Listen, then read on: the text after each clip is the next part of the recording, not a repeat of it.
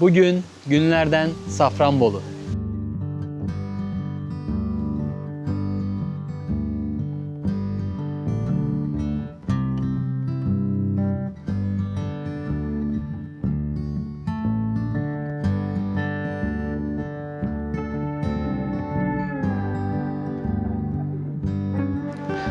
Safranbolu geceleri kesinlikle efsane arkadaşlar. Canlı müzik de olunca tadından yenmiyor burası.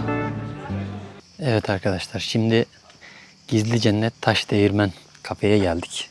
İlk durağımız burası. Giriş ücreti 5 lira. Burası kekik zamanlarında buram buram kekik kokar arkadaşlar. Şu karşıdaki yamaç komple kekik tarlası gibi olur sezonunda.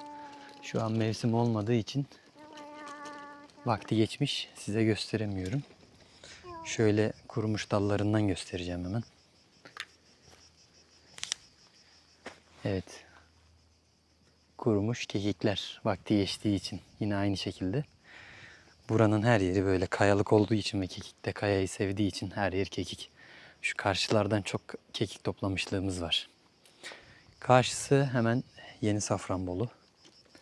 Burası Eski Safranbolu. Birbirlerine çok yakın. İçeride bu şekilde böyle çok güzel bir asansör yapılmış.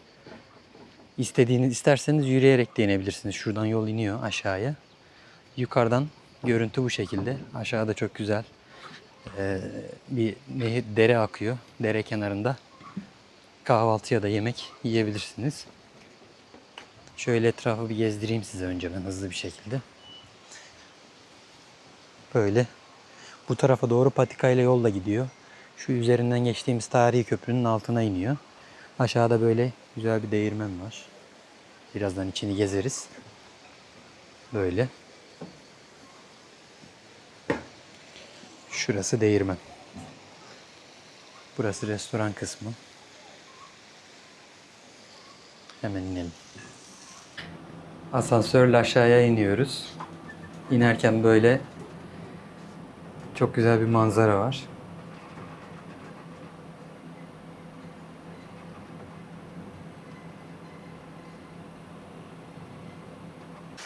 Değirmene buradan böyle su giriyor arkadaşlar aşağıya doğru. İçerisi çok güzel. Burada böyle Dizdar Su Değirmeni arkadaşlar. Burada böyle çok güzel yemek yeme alanları var. İndiğimiz asansör burası. Restoran kısmı şurası. Ben size hemen değirmen kısmını da göstereceğim. Böyle kışın geldiğinizde burada yemek de yiyebilirsiniz. Aşağıya da geçeceğim birazdan ama önce şu değirmen kısmını bir çekmek istiyorum size. Şöyle içeriye giriyorum. İçerisi böyle. Tarihi dokusu korunarak bu hale getirilmiş. Geldiğinizde buradan un da alabilirsiniz. Fiyatlar bu şekilde. Kilograma. Taze taze. Abim burada çekiyor böyle. Tamam. Kolay gelsin. Hoş geldiniz. Hoş bulduk. Evet, su bu değirmene giriyor. Taşı çeviriyor ve alttan öğütülüyor. Böyle.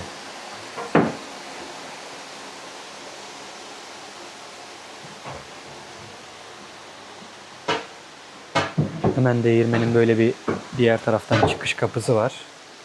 Buradan dışarıya çıktığınızda yine suyla çalışan bir çıkrık yapmış ve eski Safranbolu kadını orada yayık yayıyor. Şöyle aşağıya doğru indiğimde kafe bölümü bizi karşılıyor. Burası da şöyle güzel bir merdivenden kafe bölümü. Burada kahvaltı yapabilirsiniz ya da yemek yiyebilirsiniz. Lezzetleri çok güzel. Fiyatları ortalama diyeyim. Ne fazla uygun ne fazla pahalı arkadaşlar. Size hemen zaten giriş kapısında fiyat listesini paylaştım. Oradan bilgi alabilirsiniz. Değirmende kullanılan Değirmende kullanılan su buradan tekrar çıkıp dereyle birleşiyor. Aynı zamanda burada su jeneratörü de kurmuşlar. Olur da elektrik giderse diye. Yukarıdan gelen hızlandırılmış suyla jeneratör de çalıştırılıyor. Burada böyle çok güzel bir yöresel hediyelik eşya bölümü var. Buradan Safranbolu Çarşı'ya hiç girmeden aceleniz varsa ürünleri alıp devam edebilirsiniz. Yemek alanları bu şekilde. Böyle servis ediliyor buradan. Manzarası çok güzel. Böyle güzel bir tane de köprüsü var. Buradan da manzarayı yukarıya doğru çekebilirsiniz. Tadını çıkartabilirsiniz. Şöyle çok güzel bir köprü yapmışlar. Hemen geçelim.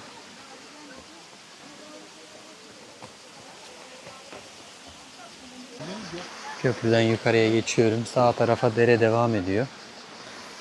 Sol tarafta böyle çok güzel bir manzara var. Hemen kafe, yanında çok güzel bir dere. Arkada su değirmeni. Buraya da çok güzel bir hobbit evi yapmışlar. Geldiğinizde fotoğraf çekilebilirsiniz. Giriş 5 lira arkadaşlar, söylemiştim. Safranbolu Eski Çarşı'ya uğradığınızda buraya da uğrayabilirsiniz.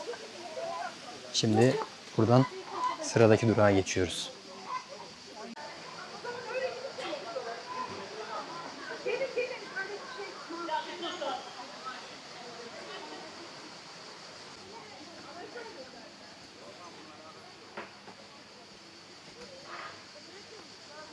Böyle çocuklara park da var burada. Dostlar, şimdi yukarıya çıktık. Safranbolu Yeni Çarşı'dayız. Hemen göstereyim. Şöyle. Burada Cabet kasap var. Kiloluk tavuk yapıyorlar. Daha önceden sürekli geldiğimiz bir yer. Lezzeti hala aynıysa burayı çok özledik. Şimdi hemen oraya geçiyoruz. Burası hemen Safranbolu dolmuş duraklarının köşesi. Fiyatlar Ağustos 2025'te bu şekilde arkadaşlar. Karşılarındakiler fiyatları. Tavuk şiş 350 mesela 1 kilogram. Pirzola 350, kanat 375, köfte 950. Dediğim gibi burası hemen dolmuş duraklarının karşısında böyle küçük şirin bir yer. Hemen içeriye giriyoruz. Kilo haricinde de diğer fiyatlar bu şekilde. İçeride bu şekilde bir şey geliyor, menü geliyor arkadaşlar. Şimdi 1 kilo tavuk pirzola, yarım kilo kanat söyledik. Hemen gelmesini bekliyoruz. Tavuk pirzolalar önden geldi arkadaşlar, böyle çok güzel pişmiş. 1 kilo pirzola, yarım kilo kanat sipariş ettik. Onlar da geliyor. Mezeler bu şekilde. Çok güzel gözüküyor. Hemen başlayalım. Yarım kilo kanatımız da geldi. Tabii biz bu arada pirzolaları gömdük. Tatları çok güzel. Çıtır çıtır. Şimdi Bulak Mencides mağarasına gidiyoruz. Hadi gidelim. Arkadaşlar burası Safranbolu Bulak yolu. Şehir merkezi içerisinden yaklaşık 6,4 kilometre ve 15 dakika gösteriyor.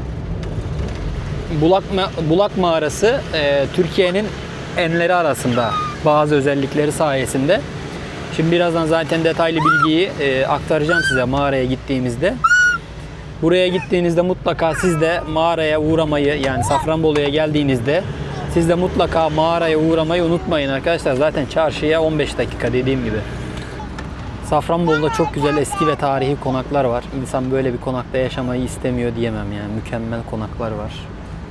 Yeniler de aynı görüntüde ve tasarımda yapılıyor. Hani binanın sadece dışındaki boyada yeni olup eski olduğunu ayırt edebiliyorsunuz. Onun haricinde tasarım genel anlamda aynı. Örnek veriyorum şöyle. Gördüğünüz gibi yeni bir Safranbolu evi. Burası farklı tarzda yapılmış. Bunlar da çok eski değil. 5 yıllık, 10 yıllık Safranbolu evleri. Hepsi tasarım olarak birbirine benziyor.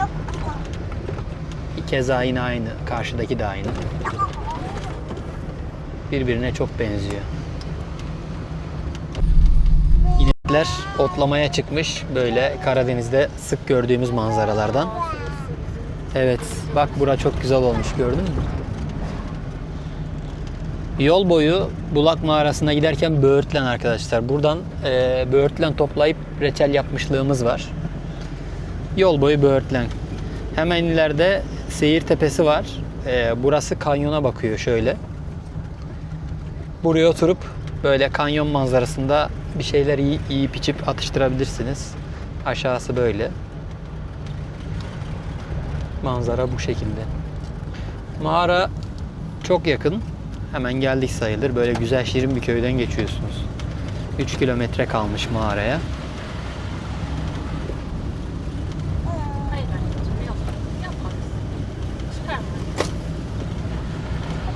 Şimdi Bulak Mencilis mağarasına geldik. Dur hayatım dur. Tamam dur Elif Hasan. Hemen size buranın nasıl bir yer olduğunu gösteriyorum havadan. Hadi uçuralım.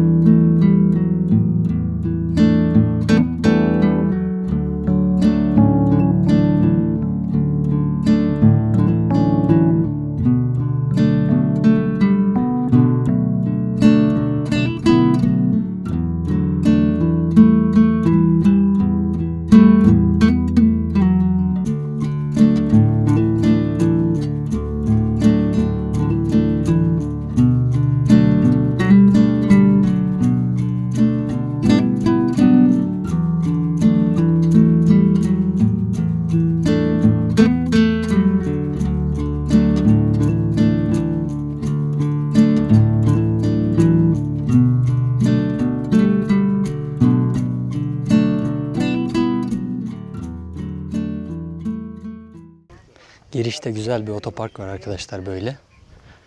Hemen şöyle yukarıya çıkıyoruz. Merdivenlerden.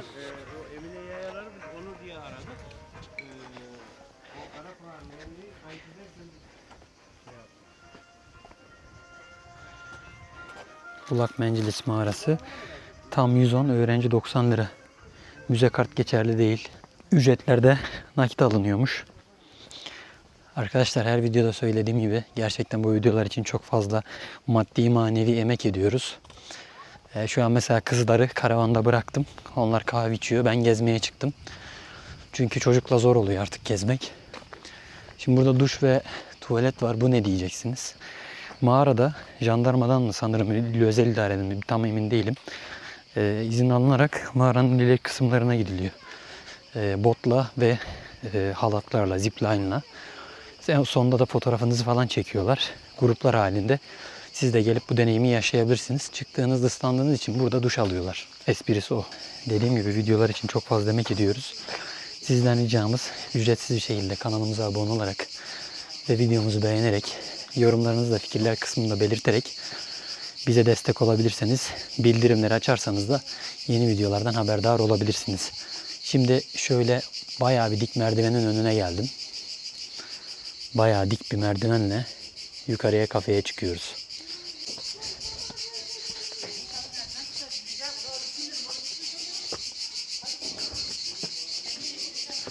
Girişte hemen uyarılar var.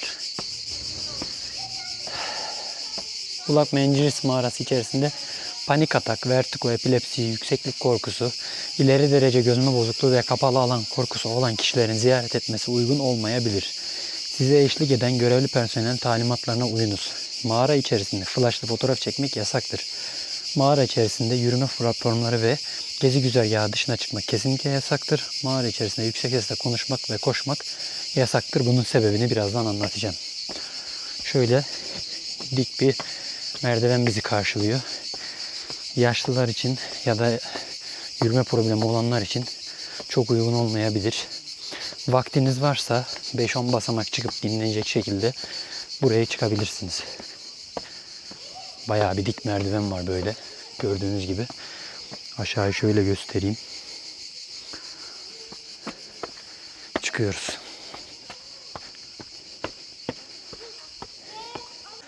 Merdivenler devam ediyor. Yukarıya doğru. Burada çok güzel bir kafe var. Burada çay falan içebilirsiniz. Kahve falan. Çay kahve alabilirsiniz. Hızlı çıktım. Az bir soluklanmak için durdum. Mağaranın hemen önündeyim, girişinin. Giriş bu şekilde. İçerisi yaz kış sabit 17 derece arkadaşlar. Böyle güzel bir vadinin içinde.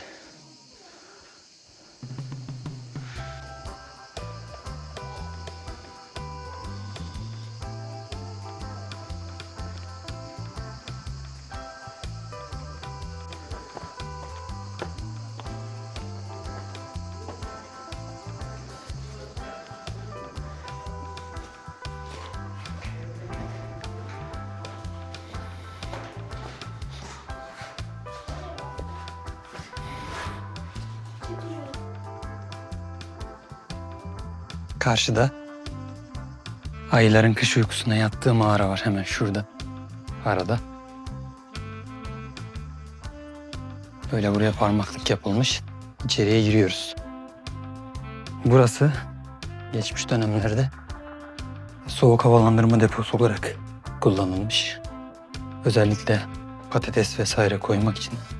Şu an içeriye girer girmez aşırı bir soğuk geldi böyle yüzüme.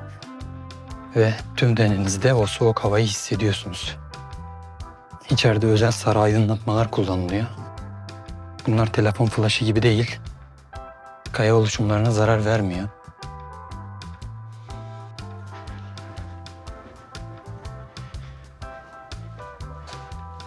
Böyle içerisi. Mükemmel.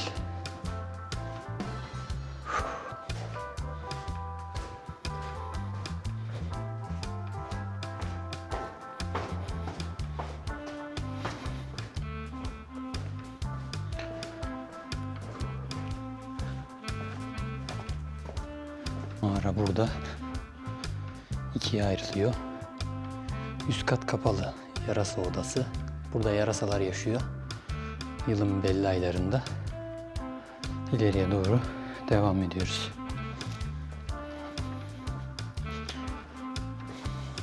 Mağaranın 400 metrelik bir kısmı kullanıma açık şu an.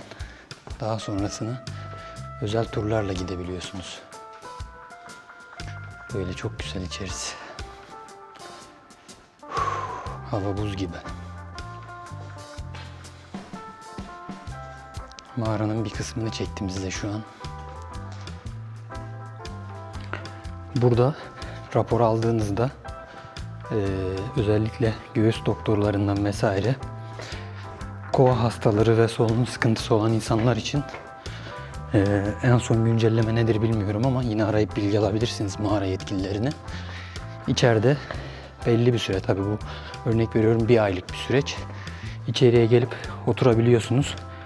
İçerinin böyle akciğerlere çok güzel bir etkisi olduğu söyleniliyor. Akciğerler üzerinde tedavi edici bir etkisi olduğu söyleniliyor. Mağaranın özelliği bu aslında. Kova hastalarının, astım hastalarına çok iyi geldiği söyleniyor. Mağaranın dibinden çıkarılan çamur da var. Yine o çamurdan da mağara çıkışında alabilirsiniz. Cilde vesaire çok iyi geliyor. Üniversiteler tarafından incelenmiş ve etkililiği kabul edilmiş. Böyle de bilgiler var. Aklınızda bulunsun. Gelirseniz Bulak Mencilis mağarasına uğramayı ihmal etmeyin. Şu an biraz sanırım akşam üzeri olduğu için biraz sakin ama gün içerisinde gelirseniz gayet güzel turlarla beraber gezebilirsiniz.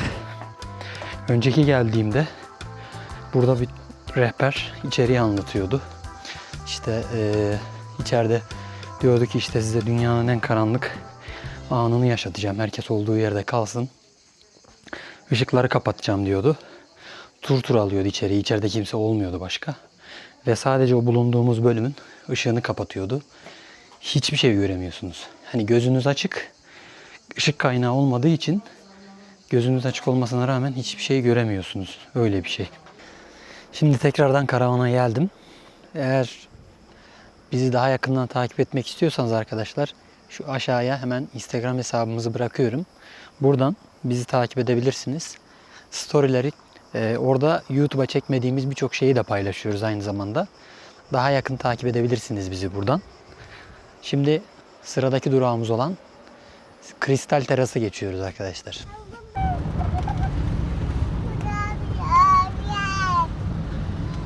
Şu aşağıda dere kenarında çok kamp yaptık arkadaşlar. Kanalımızda eski videolar var araçüstü çadırla. Hey gidi günler hey.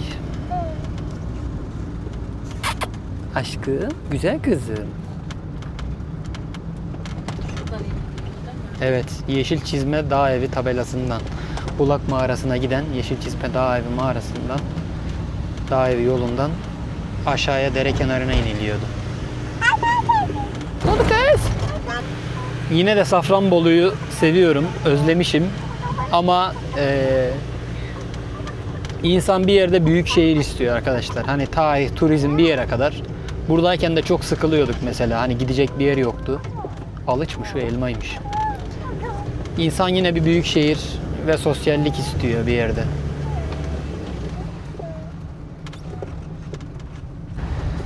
Hemen eski çarşıdan, pardon Safranbolu Yeni Çarşı'dan aşağıya doğru iniyoruz. Bulak Mencilis Mağarası'yla Kristal Teras birbirlerine çok uzak değil arkadaşlar. Gayet yakın mesafede. Sinirlenme Elif, sen tamam, sakin ol. Kristal Teras'a girişte hemen böyle bu şekilde arkadaşlar macera parkuru ve ters ev var. Buraları ziyaret edebilirsiniz. Çocuklarınız eğlenir. Burada mancırık ve dev salıncak da var. Buralara uğrayabilirsiniz. Burası Kristal Cam Teras. Altı Tokatlı Kanyonu. İkisine de buradan iniliyor. Burası ücretli otopark. Hemen bir altında ücretsiz otopark var. Kristal Teras'ın girişi de hemen burası. Şurası macera parkuru. Hemen direkleri görüyorsunuz. Şurası ücretli otopark. Burası da ücretsiz otopark arkadaşlar. Gelirseniz aklınızda bulunsun. O GM yazısının hemen karşısı. Şimdi Kristal Teras'a geldik. Hemen böyle bir otoparkta mola verdik. Şimdi buradan da size havadan bir görüntü alayım. Sonra gidelim Kristal Terası ve aşağıda bulunan Tokatlı Kanyonu yürüyüş parkurunu hemen çekelim. Gelme Elif Asyan, hayır düşersin babam. Hadi uçalım.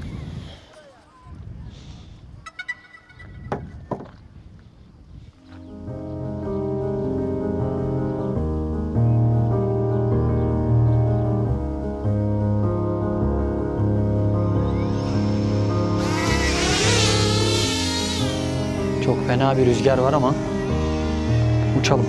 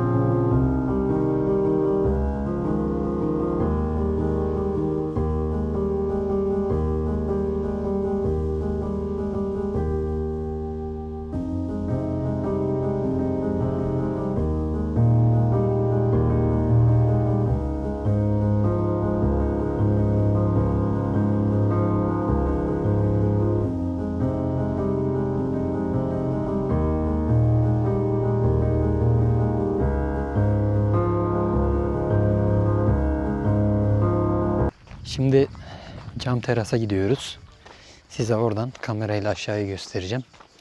Tokatlı Kanyonu hemen terasın altında olan kısım. Burada yürüyüş yapabiliyorsunuz. Aşağıda atla yürüyüşler de yapılıyor.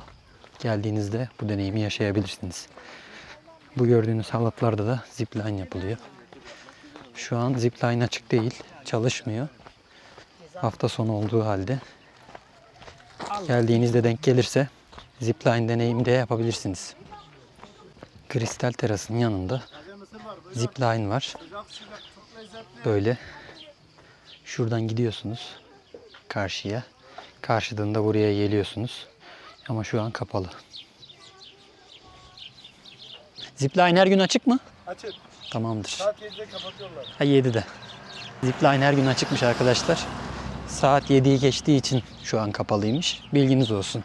Geldiğinizde zipline deneyebilirsiniz. Kristal teras. Üst katta böyle güzel bir kafe var. Şöyle cam teras giriş. Hemen giriyoruz.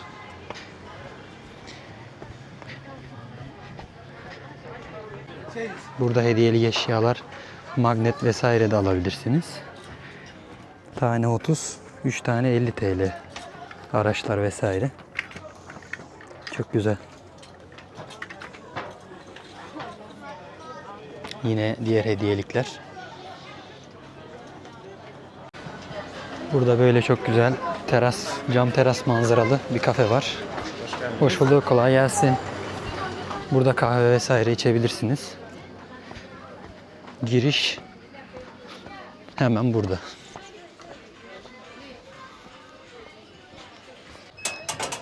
Şöyle hemen terasa girdik. Karşıda çok güzel bir kafe var. Gün batımı yaklaştı. Şöyle terasa da çıkıyoruz. Teras şansımıza bomboş ve çok güzel bir gün batımı var. Karşıdaki dumanları görüyorsunuz. Karabük'te yangın var arkadaşlar. Çok geçmiş olsun. Karabük aslında kimsenin bilmediği ama çok önemli şehirlerimizden bir tanesi. Neden? Arkadaşlar Karabük'te demir çelik var. Bu Türkiye'de sayılı işletmelerden bir tanesi. Kardemir de ülkeye her yıl yüksek oranda katma değer sağlıyor. Bu yönden önemli. İkinci önemli yanı da Türkiye'nin orman kapasitesinin büyük bir kısmı, yani %15 civarı diye hatırlıyorum, Karabük'te bulunuyor. Karabük ormanları gerçekten Türkiye'de meşhur. Biz de daha önce kamp yapmıştık Karabük ormanlarında. YouTube kanalımıza girip eski videolarımızı izleyebilirsiniz. Eğrova Göleti kampımız. Örnek verebileceğim kamplardan bir tanesi. Ne kadar bakir ve güzel ormanlar olduğunu görebilirsiniz. Buradan Karabük halkına geçmiş olsun diyorum. Aşağıda çok küçük bir şelale var. Hemen burada aşağıda Tokatlı Kanyonu'ndan yürüyerek bu kafelere ulaşıyorsunuz. Kafelerden aşağıya yürüyerek tekrardan bu yoldan yaklaşık, yanlış hatırlamıyorsam 3-4 kilometre olması lazım. Yürüyerek Safranbolu UNESCO Dünya Mirası hoş geldiniz yazısı var. Yani Safranbolu Eski Çarşı'nın girişine kadar yürüyerek gidebilirsiniz. Böyle de bir bilgi vereyim. Yani buraya servisle gelip buradan yürüyerek Safranbolu Eski Çarşı'ya da ulaşabilirsiniz. Zipline olsa geçen insanları da çekerdim ama dediğim gibi hava karardığı ve saati dolduğu için kapatılmış. Cam teras da bu şekilde. Aşağısı gözüküyor. Çok güzel. Ahşap yollar böyle. Yukarıdan gidiyorsunuz. Şu ahşap yollardan böyle gezerek. Şu çınarın dibinde çok güzel bir salıncak vardı, hala duruyorsa. Buradan aşağıda limonata, kahve içerek, biraz mola vererek devam ediyorsunuz. Hemen şurada at çiftliği var, hala duruyorsa. Atlı safari ile gidiyorsunuz ileriye kadar. Orada küçük bir gölet var. Oradan geri dönüp geliyorsunuz arkadaşlar. Kristal cam teras bu kadar. Şöyle terasın görüntüsü.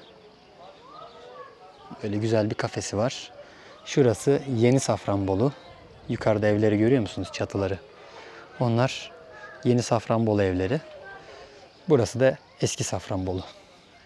Şimdi yola devam edelim. Çıkışa doğru ilerliyoruz.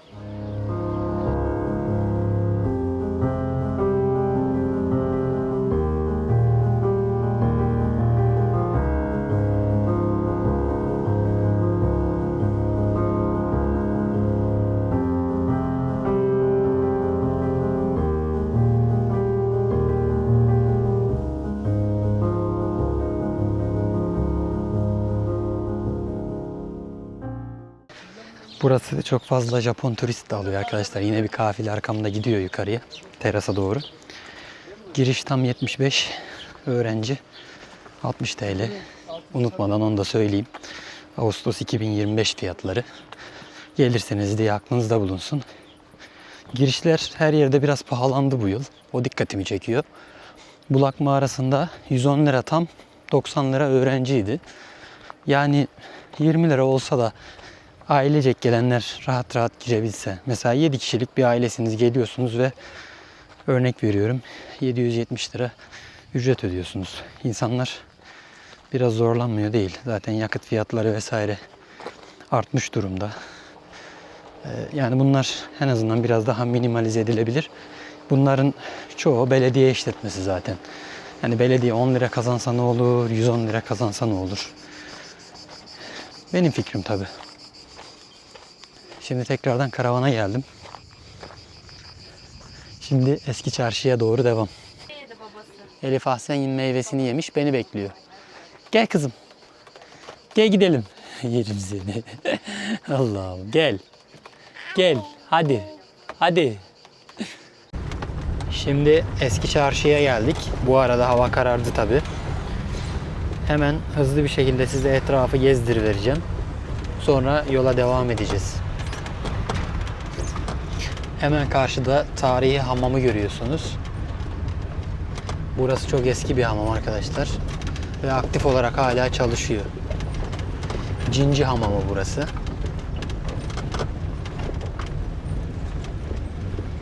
Karşı tepe Hıdırlık Tepesi. Orayı sabah drone görüntüsü almıştım. Üzerine eklerim. Belki de birazdan gider tekrardan çıkarım. Size oradan bu sefer yerden çekim de yaparım. Bakarım duruma göre. Zaten yolumuzun üzeri.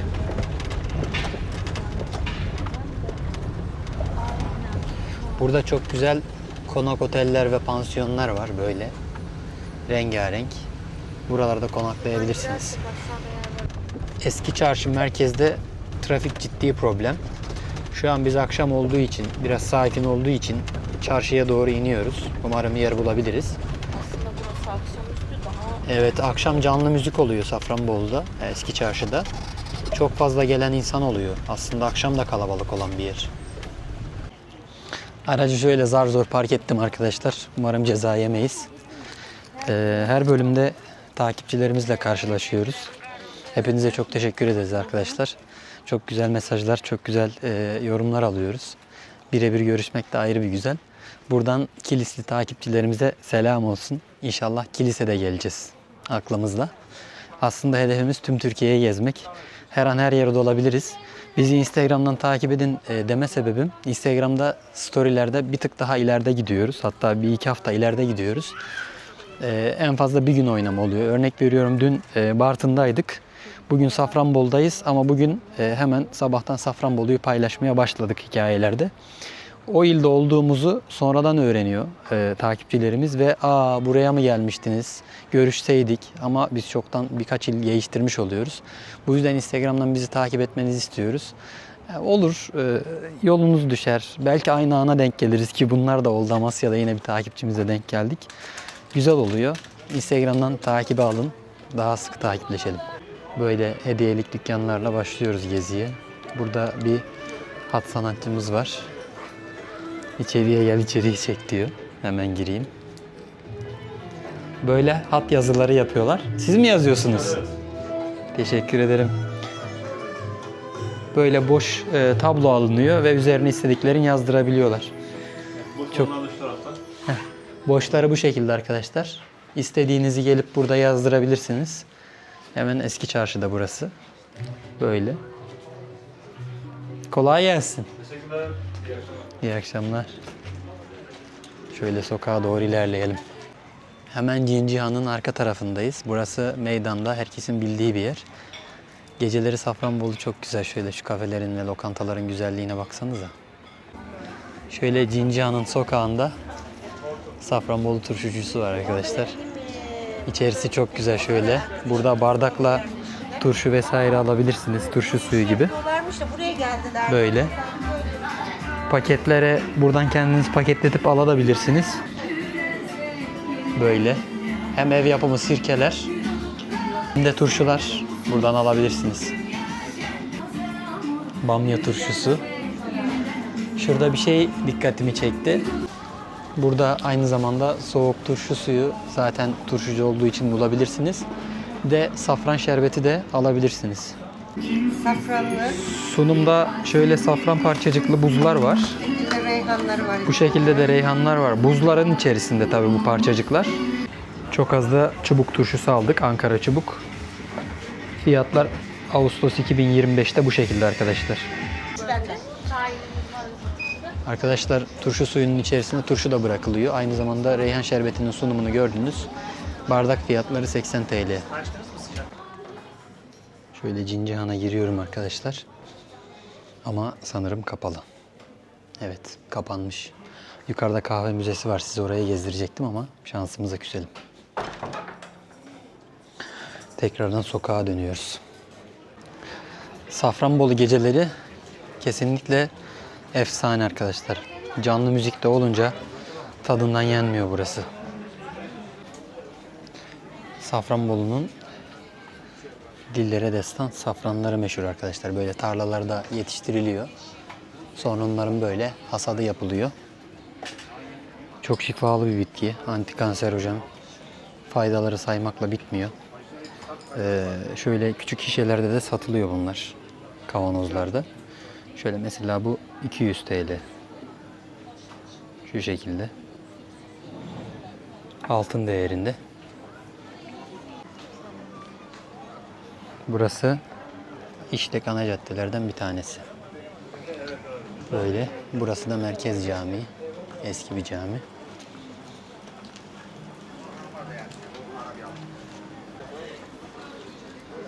Gündüz sıcaktan dışarıya çıkamayan, gezemeyen insanlar gece gezmeye geliyor böyle. Böyle çok güzel dar bir sokaktan ilerliyorsunuz. Çocuğunu alayım mı? Teşekkür ederim. Burada böyle el işçiliği çok güzel işlemeler var arkadaşlar. Türkiye'de sadece sizde olacak şeyler çünkü hepsinden birer tane üretiliyor değil mi? Bunlar bulamaz. Fabrikasyon değil bunlar. El işçiliği. Belki yap desen yapan kişi bile aynısını çok zor yapar. Buradan tedarik edebilirsiniz. Bak Ayşe Hanım. Sokak böyle çok güzel.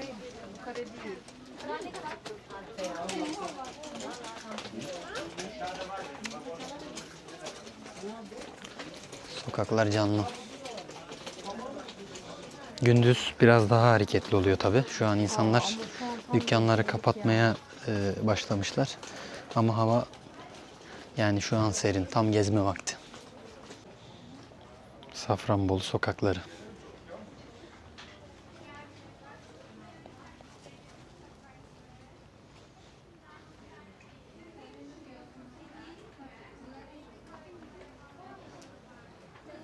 Burada lokum deneyebilirsiniz. Yani afyon lokumu. Evet onu sordum aynen. Çünkü günübirlik tüketilmesi lazım. Bir de manda kaymağı bulması sorun. Böyle zaten lokumlar burada. deneyebilirsiniz. Şöyle fındıklı bir lokum denedik. Tadı çok güzel, çok hafif. Bundan alıyoruz şimdi. Şöyle günlük lokum imalatı yapan bir yere geldik. Burası Safran Saray Lokumları. Hemen aşağıdaki İshak Paşa mıydı? İzzet Paşa Camii'nden yukarıya geldiğinizde hemen böyle yol kenarında kendilerinin özgü efsane lokumları var arkadaşlar. Şöyle içeriye girdiğimizde özellikle biz fındık ezmeli ve badem ezmeliye bayıldık. Tam kahve yanı. Şöyle fındıklı, yaban mersinli. Kesinlikle bunlardan deneyebilirsiniz. Aşağıya doğru ilerliyoruz şimdi. Burcu'nun için bekliyorum. Hemen ben 10 dakikada topluyorum. Bir saat sallanır. Hasan geliyor şimdi gideceğim. Burada da safran soğanlarını görüyorsunuz arkadaşlar. Bunlar ekilerek safran üretiliyor. Adeti 40, 3 adeti 100 TL.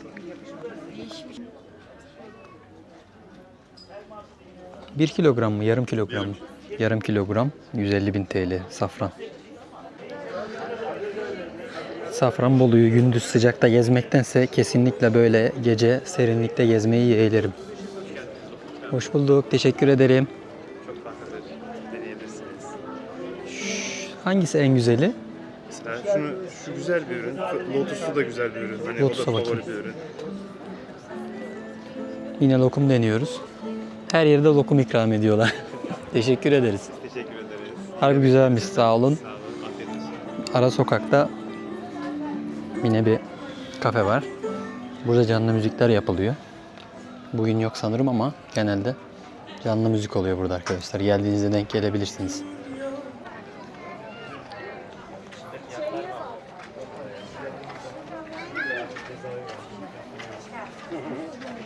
Rica ederim. Kadayıf karamelli, ekşi elmalı, limonlu, boncuklu, böğürtlenli, kaymak badem mahullu, haşhaşlı. Haşhaşlıya bakayım. Hiç denemedim. Glikoz şurubu içermez. Hepsi toz şekerlidir ürünlerimizin. Teşekkür ederim. Rica ederim. Tadı çok güzelmiş.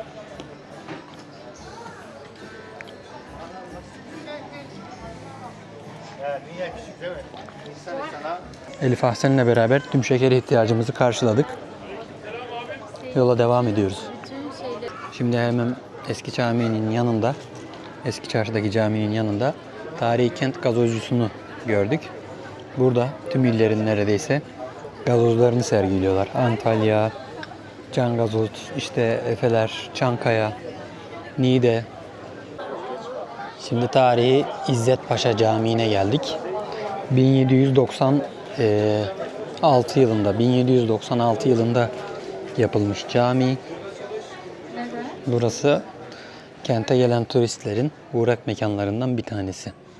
Gelirseniz buraya uğramayı, şu köşedeki bankta şehre karşı fotoğraf çekilmeyi unutmayın. Hatta biz de gidelim. Burada Sadrazam İzzet Mehmet Paşa'nın kabri bulunuyor. Böyle. Cami avlusunda. Aşağısı Demirciler Çarşısı. Buradan manzara bu şekilde.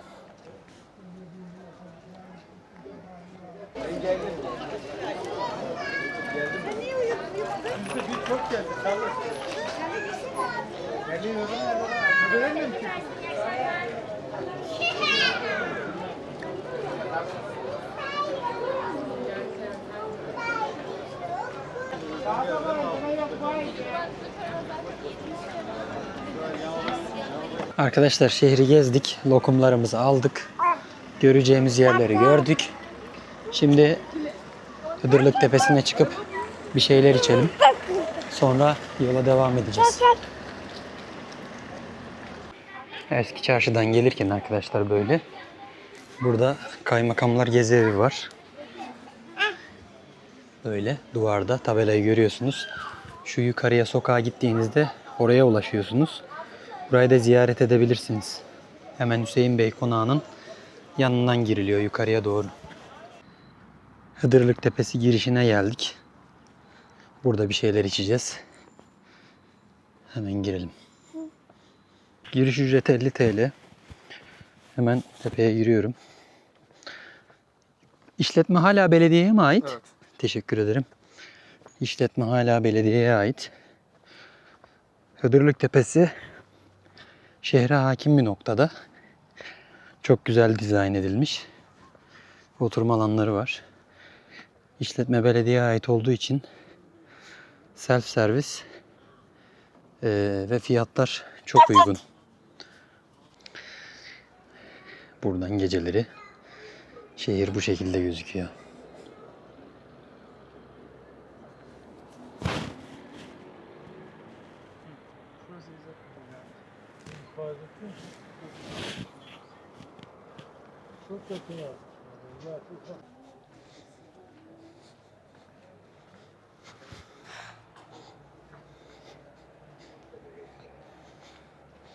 Böyle çok güzel akşam manzarası izleyebilirsiniz.